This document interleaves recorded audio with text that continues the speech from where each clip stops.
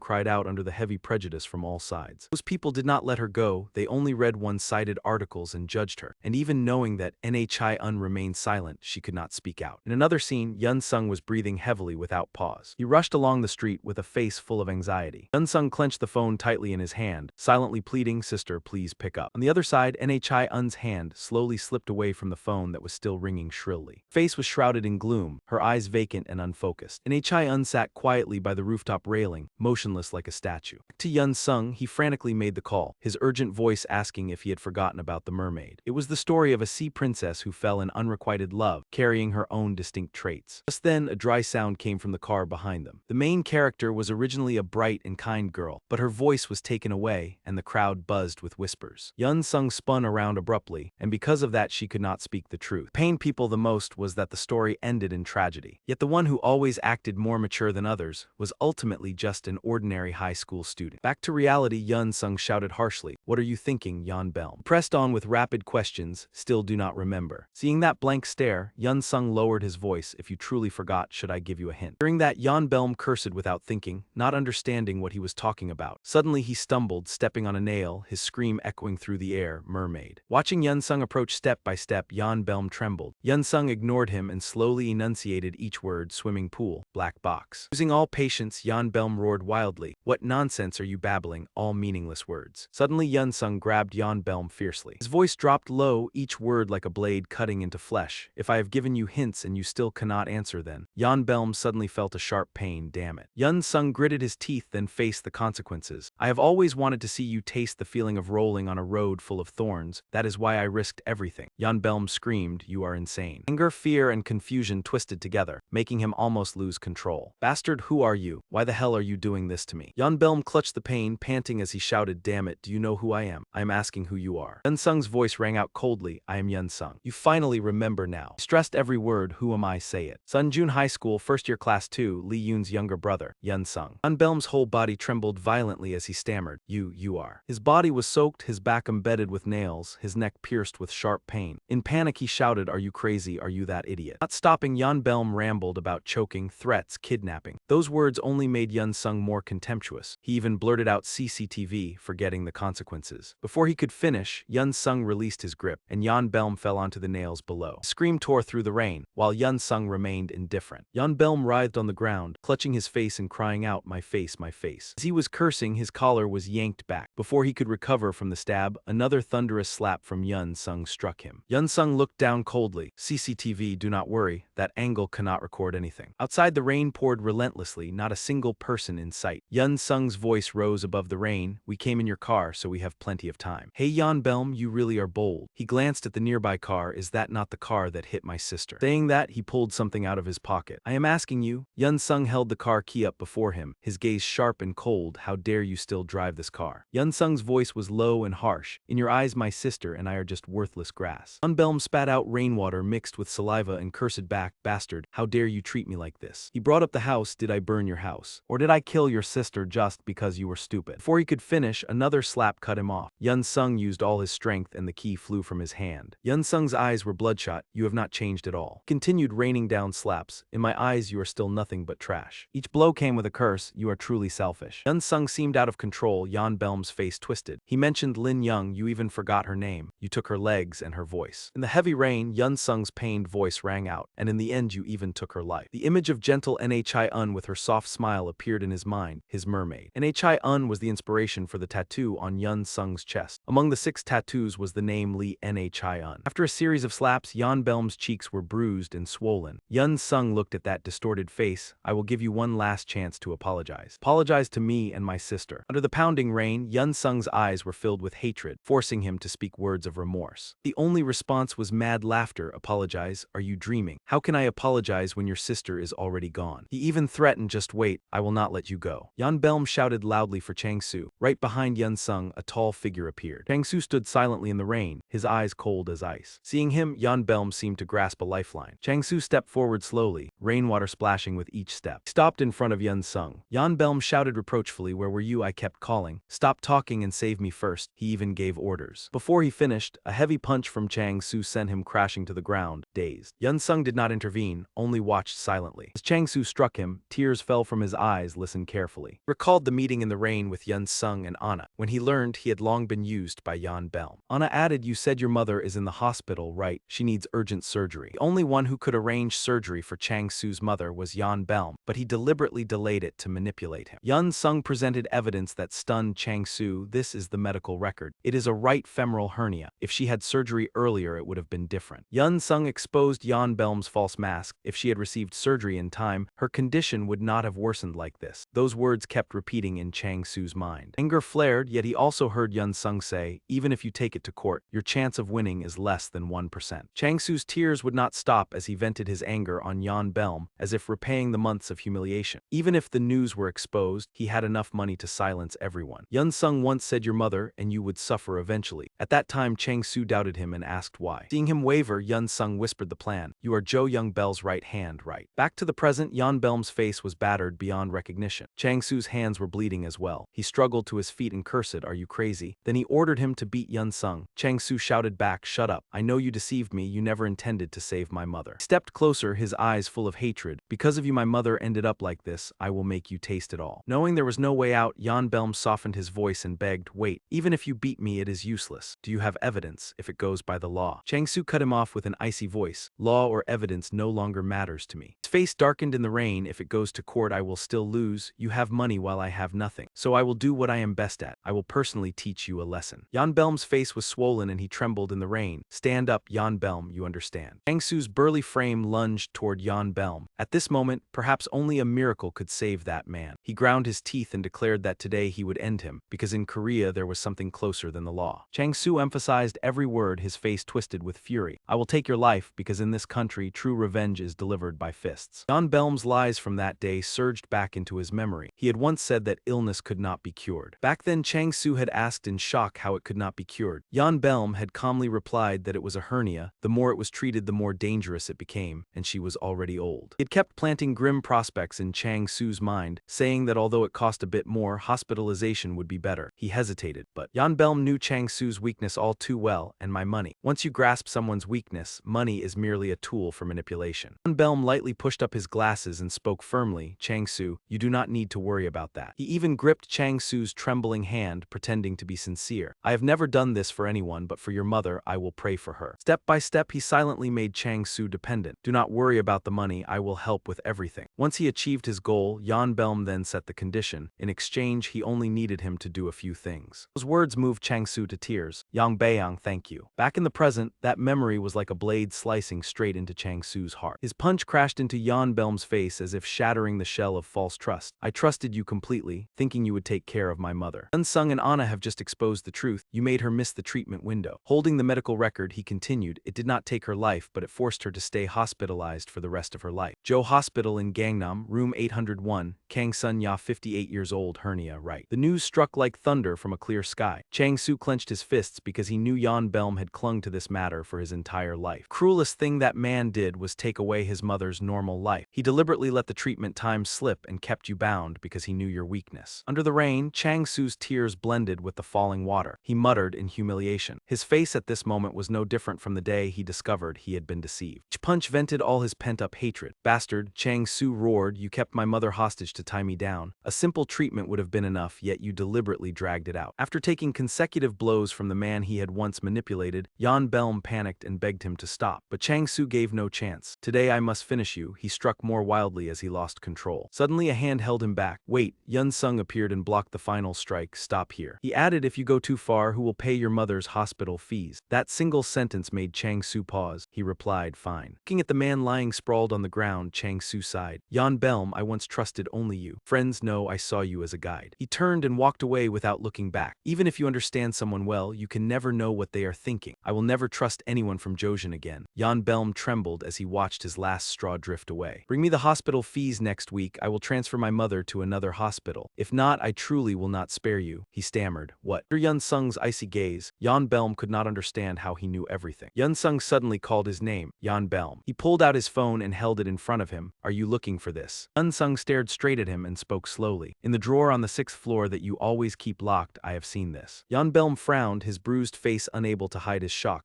How do you know? Yun Sung replied briefly, your best friend told me. Kyung Min, covered in injuries, gave me the real drive hidden in the office drawer. He handed over the secret drive and affirmed that inside was all the information about funds, companies, medical records, and money. All the money laundering companies were in there. It was Joe Yan Belm's ledger, containing every one of his secrets. When Yun Sung threatened him that if he kept hiding things, he still said he did not know the password. Yan Belm could not believe it. What did Chang Su say? Yun Sung held the drive up in front of him. I did not infiltrate your group for nothing. He leaned close to his face. What do you think I infiltrated for? Of course it was to get close to the person beside you. Yun Sung's eyes were filled with disdain. From the beginning, my goal was to conceal my identity. Yan Belm sprang up amid the wreckage. Then Yun Sung cut him off. It is over. He mercilessly crushed the last shred of his pride. You have nothing left. During that, Yan Belm lowered his head. He stammered, Li Yun Sung. Before this, no matter how he was beaten, he had not cried. But when the truth was laid bare, tears of regret poured out. I am sorry. It is all my fault. Covered his face and sobbed in the rain. I have truly wronged you. I am sorry for only now begging for forgiveness. You must have suffered a lot. Finally, he said what he had to do. I will turn myself in and live the rest of my life in remorse. Yan Belm whispered, I will not forget you. Suddenly, he saw the key to the car that caused the accident. His unfinished words choked off. Taking advantage of Yun Sung's moment of inattention, he rushed forward to snatch it. Sudden action made Yun Sung freeze. Yan Belm ran with all his strength, even throwing out a taunt. Idiot, I will do everything to cover it up. As he ran, he mocked himself. Forgiveness, remorse, turning myself in. Reaching the car, he pressed to unlock it and muttered, I do not need to do that at all. He climbed in and started the engine, panting. Good thing it started. Just as he was about to speed off, 2 hands blocked in front of the hood, there was still fuel. Yun Sung was furious at nearly being deceived again. He shouted, get out of the car now, Yan Belm. Standing in front of the car, he spoke decisively. This is the last chance. Apologize to me and my sister. If you leave now, then do not expect to return. Yan Belm was shameless, raising his finger in provocation and cursing. Do you think I am crazy to apologize? Those words stunned Yun Sung. You cut him off and slammed his foot on the accelerator. Stop talking nonsense. Yun Sung quickly dodged aside as he sped the car forward. Take care, bastard. Watching the car fade into the distance, Yun Sung could only stand there. While later Yan Belm's car sped down the deserted road. Inside the car, he kept cursing. Yun Sung, bastard. It is already in the past, yet you keep keep making a fuss. The wheels rolled faster, his curses unending. Everything is already over, what else is there? Suddenly an idea flashed through his mind. While speeding, he pressed his phone and muttered, "Now I have to inform the press." Suddenly his face changed. What the hell is this? Ahead was not a straight road but a warning barrier. Jan Belm screamed, "What is going on?" He slammed on the brakes with all his strength. These damn things. But the brake pedal had lost its effect. By the time he realized it, it was too late. Car hurtled toward the barrier. He shouted, "Where are the brakes? What is happening?" Elsewhere, a red umbrella tilted slightly in the rain. Anna stepped forward and asked softly, "Are you okay?" Seeing that Yun Sung had not calmed down, she reassured him. "Do not worry anymore, I have secured that area. There are no other cars besides Jan Belm's."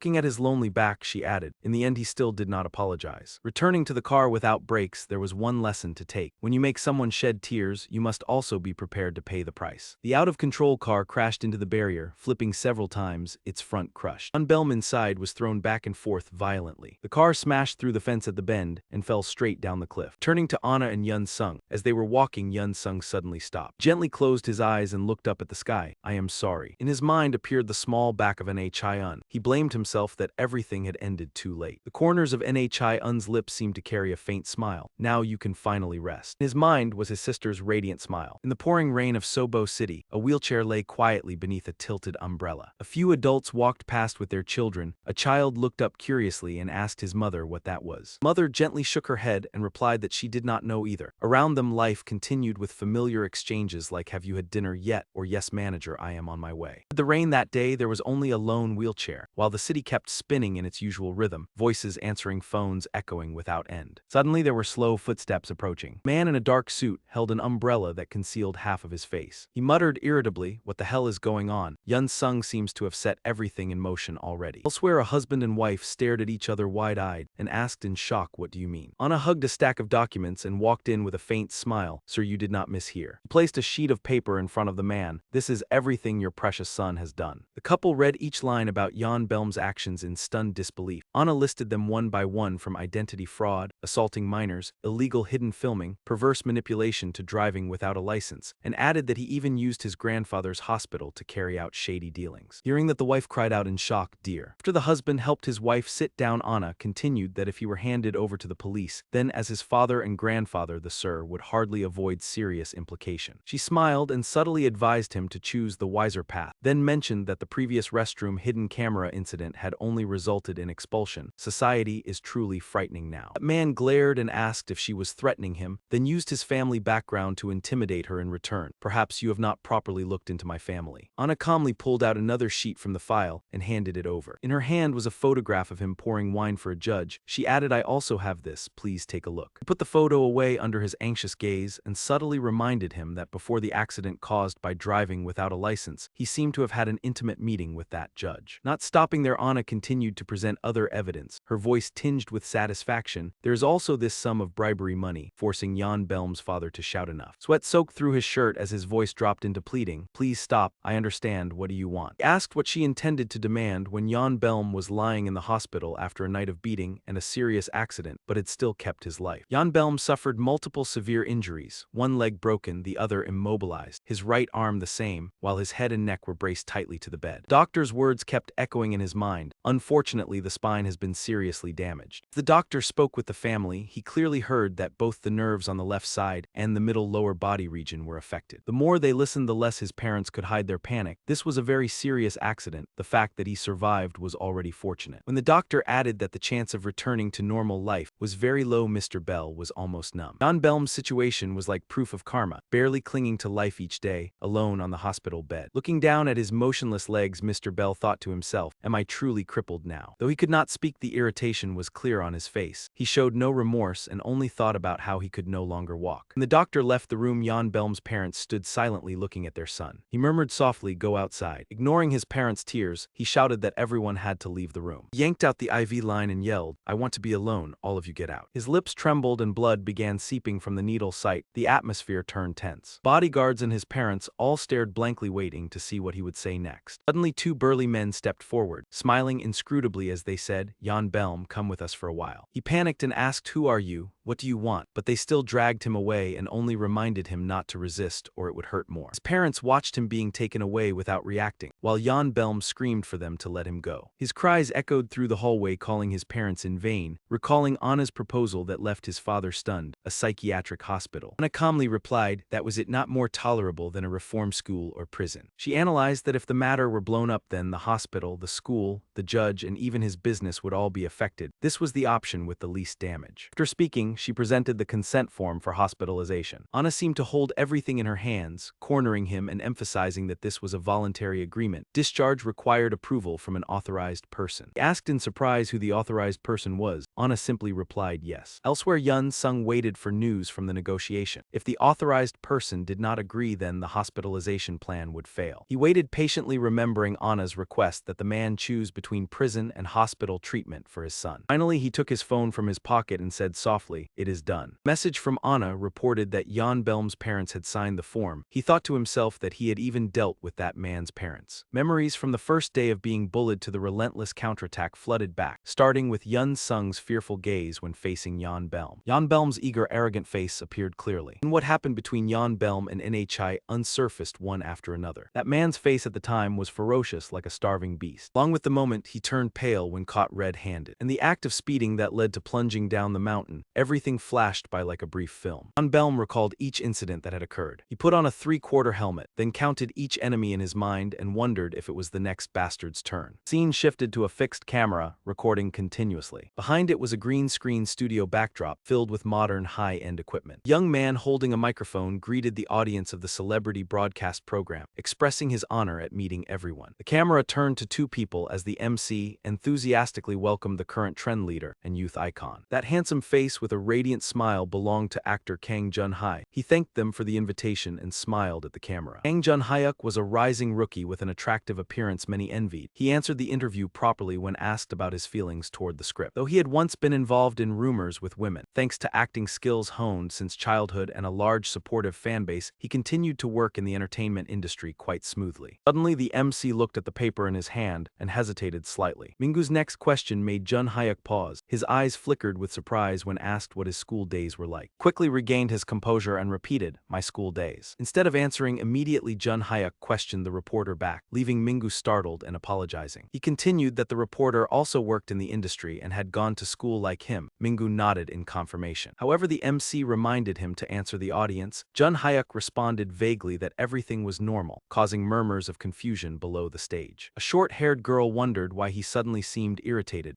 Go guessed there must be something unpleasant. All eyes focused on the stage as he insisted that nothing had happened. Jun-hyuk looked straight into the camera, asserting that he had done nothing wrong and that his school years were completely normal. As Yun Sung arrived at the location inside the studio, Jun-hyuk began irritably calling his manager. As Yun Sung approached the door, Jun-hyuk lost his temper and complained about why he had agreed to an interview at this place. Beneath the helmet brim, Yun Sung's eyes flashed with anger. "You are living off the glow of the entertainment industry." Seeing Jun-hyuk arrogantly yelling at the scriptwriter and staff, Yun Sung thought that with such a nature, he must have struggled to hide a great deal. He recalled his school days and wondered, after what he had done to him, could that man still live so carefree? Stepping into the studio where Jun-hyuk was being interviewed, he told himself, just as that man once said, "Other people's lives mean nothing to you." The cameraman saw the stranger and waved him away, saying he could not enter because filming was in progress. While the man was still muttering irritably, Yun Sung had already produced a small envelope. First, Yun Sung held a small envelope in his hand, pretending to be a delivery worker as he called out, "There is a delivery here, I have brought this over." The cameraman immediately asked what it was. He only shrugged and replied, "I do not know, my job is only to deliver the letter." Then his gaze swept over the powerful people on set. "Do you think your terrible past can drift away peacefully as if it never existed?" Jun-hyuk no longer bothered to be polite. His face flushed red and veins bulged on his clenched hand. "I have said it so many times, stop asking those kinds of interview questions. I am very uncomfortable," Yun Sung thought to himself. "You think living quietly, not bringing up the past and saying a few apologies will settle everything." Jun-hyuk angrily shouted, "Where is the manager? What are you doing? I told you to leave." Ningu, standing beside him, could only persuade him, "Calm down." Ignoring the attempts to stop him, Jun-hyuk kept yelling, spittle flying everywhere, "Hurry and prepare the car for me." Suddenly a voice cut in, "Wait a moment." The one who spoke was the cameraman. He held the envelope and said loudly, "There is a delivery sent to the set for you. I guess it is from a fan. Do you want to take a look?" That moment Yun Sung had already turned his back and left, Long Tham stirred up old memories, you will understand soon. His gaze remained as cold as at the beginning, because all of this was what you once did to me. Unsung suddenly recalled the tattoo on his chest. That was the hidden meaning behind my third tattoo. Back to Jun Hyuk, hearing there was a letter for him, he listlessly reached out to take it. What is this now? At a time like this you still make a fuss, let me see. But the cameraman awkwardly shook his head no. He emphasized once more, this envelope is not for you, actor Kang. Under the astonished gazes of Mingu and Jun Hyuk, he clarified, it was sent to reporter Mingu. Mingu took it in surprise. For me, the cameraman nodded yes. Director and screenwriter below immediately teased, oh Mingu even gets a fan gift delivered here. Let us take a 10-minute break. Mingu above only laughed awkwardly, that is embarrassing. Then the two of them went outside together for a smoke. As for Jun Hyuk, he felt both jealous and humiliated. Why bother sending it by delivery? Mingu forced a smile, I am not sure either. To please the top star, he had no choice but to open the envelope, then let me see what is inside. When the paper was pulled out, Mingu's expression instantly darkened.